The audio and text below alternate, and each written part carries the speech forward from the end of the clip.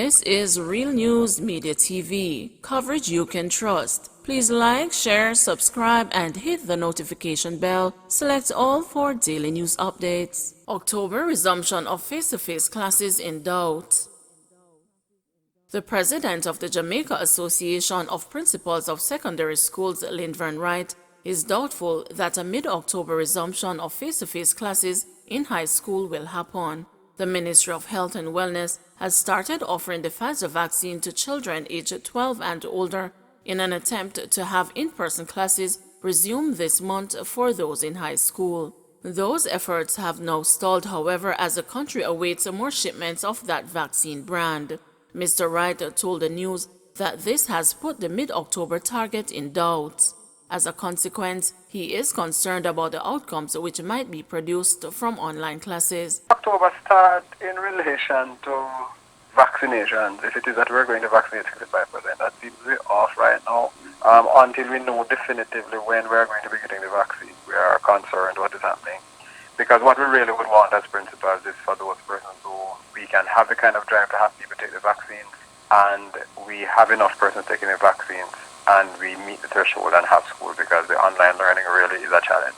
It is still a challenge. I think people are coping a little better, but the fact is that the rewards of it, I don't know that we can be confident in it as we would have been if it were face-to-face. On Sunday, Howard Mitchell, chairman of the National Health Fund, said Jamaica should receive a shipment of 200,000 doses of the Pfizer vaccine this month. Children in Jamaica spared worst effects of COVID-19 so far.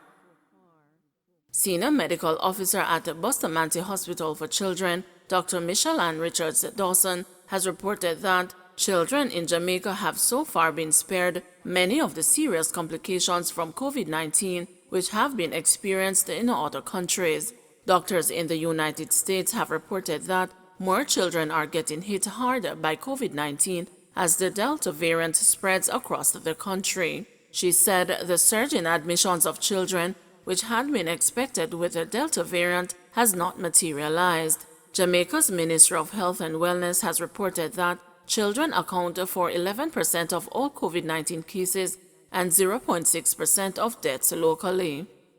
After the children have been exposed to COVID, they develop this inflammatory condition which can present with a fever, rash.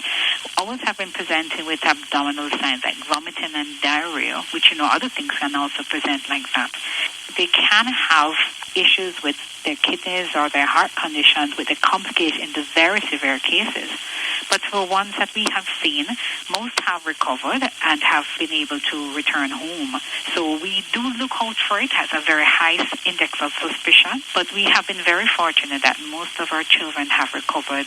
In the few cases that we have seen, we have not had severe adverse events reported. We prepared ourselves, as all good institutions should, for the surge, putting in place measures to ensure that should we need additional bed space or a bed for admissions.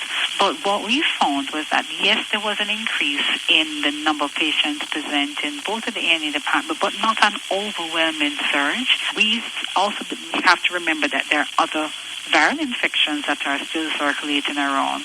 We still see dengue, we still see gastroenteritis from the usual viruses that we see. We suspect more than likely rotavirus. And we still see respiratory conditions, even though when we swab them and screen them, they are not COVID positive. Klansman trial adjourned again as defendants undergo COVID tests. The trial of the 33 accused members of the St. Catherine-based Klansman gang was adjourned prematurely again on Monday as the court awaits the COVID-19 test results for 2 defendants. The results are expected to be made available on Tuesday when the trial resumes. The 2 accused, Andre Golding and Owen Armsby, were missing Monday morning when the case was called up. Presiding Judge Chief Justice Brian Sykes indicated that he had been advised that the men were being tested as a precaution based on the fact that cases of the virus were discovered at the St. Catherine location where they are being held. He, in the meantime, bemoaned the fact that the defendants were not able to connect to the sitting remotely as the facility at which they are being held does not have those capabilities. This, the Chief Justice said, must be remedied, as all major stations should be able to remote to the various courts. Since its beginning on September 20, the trial has been adjourned 3 times. 2-bag limit placed on household bulk waste garbage collection in the corporate area. Challenges facing the metropolitan parks and market in the corporate area have resulted in the bulk waste it collects from each household being limited to 2 bags. Samuel Mullins, spokesman for the MPM's Kingston and St. Andrew office, made the disclosure at last Tuesday's meeting of the Parish Disaster and Public Health Committee of the Kingston and St. Andrew Municipal Corporation. He was responding to complaints from Jamaica Labour Party Councillor Vernon MacLeod and the People's National Party Councillor Venita Phillips that bulk waste was not being collected. MacLeod said that residents of Havendale were complaining that their garden cuttings were not being collected by the garbage trucks. He suggested that MPM collect bulk waste for a fee. Meanwhile, Phillips said residents in her division were complaining about mosquitoes.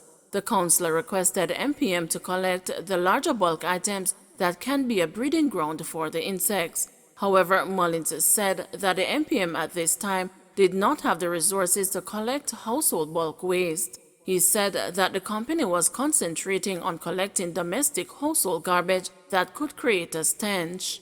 Meanwhile, PNP Councillor Neville Wright of the Trenchtown Division said that there were challenges with illicit dumping in his division.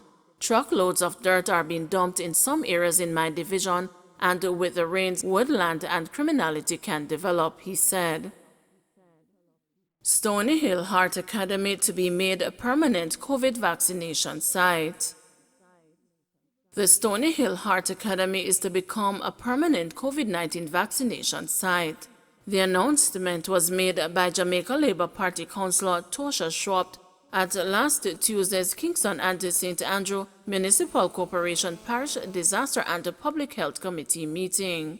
She said Ministry of Health personnel will be at the academy to give COVID-19 vaccinations daily from 9 a.m. to 3 p.m. Meanwhile, People's National Party Councillor Eugene Kelly of the Whitfield Town Division wants to know how many of the 800 people in the fire department said to have taken the COVID-19 vaccine are in the Emergency Medical Service Unit. He said that firemen in the medical unit occasionally have to give mouth-to-mouth resuscitation and if not vaccinated, could be endangered by the COVID virus. Kelly said that from earlier this year, he has asked the KSAMC to disclose the COVID vaccination figures for the staff of the corporation. Although the KSAMC is the local board of health, we still do not know the corporation's vaccination figures. It is hypocritical, he said. According to the KSA Public Health Report, up to September 21, there has been a total of 18,182 COVID cases in the municipality. Of that number, 17,060 people have recovered, and there are still 1,225 active cases in Kingston and St. Andrew.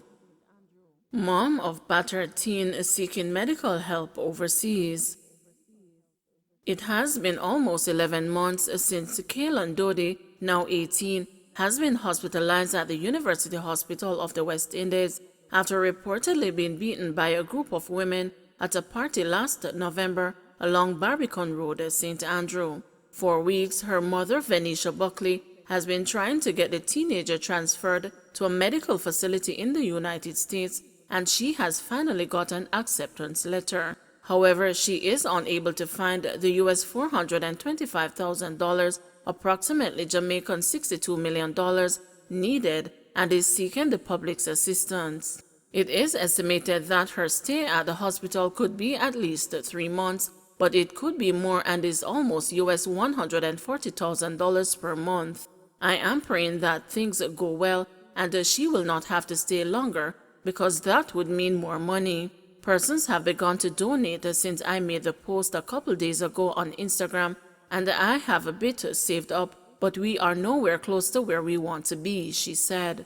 Kaylon remains in intensive care and is unable to breathe without a ventilator.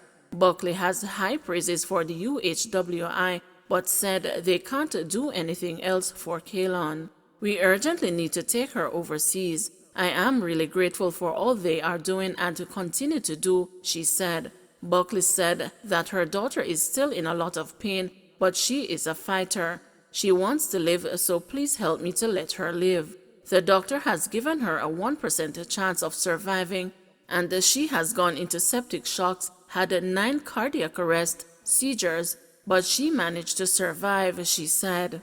Persons wishing to donate can do so at the National Commercial Bank's Washington Boulevard branch, account number 134311479, or Jamaica National Bank, Halfway Tree branch, account number 209-452-9120. Don't forget to like, share, subscribe, and hit the notification bell. Select all for daily news updates.